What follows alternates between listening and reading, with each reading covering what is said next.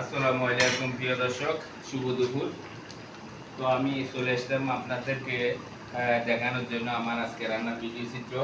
তো এখানে আমি আলু রান্না করতেছি, গোস্ত দিয়ে, জাতীয় গোস্ত দিয়ে আলু রান্না হবে, যেটা আগে একটা ভিডিও করছিলাম, শুধু মশলা দিয়ে প্রক্রিয়াজাত করছিলাম।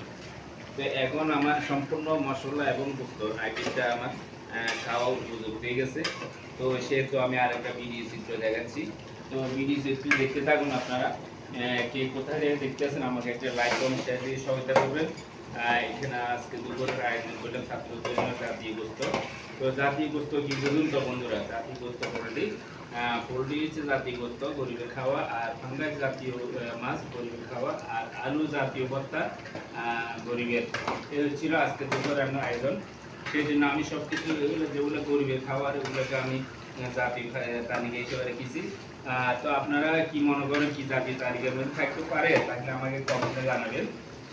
তো বন্ধুরা, আপনারা কি কোথায় থেকে দেখতেছেন আমাকে একটু লাইক করুন, শেয়ার দিয়ে সহযোগিতা করবেন। এটা ছিল আমার আজকে দুপুরে রান্নার আয়োজন বন্ধুরা। তো এখানে আমি আমার রান্নার আয়োজন এখানে শেষ করে দিলাম। আজকে এখানে বিদায়। ধন্যবাদ। আসসালামু আলাইকুম রহমতুল্লাহ।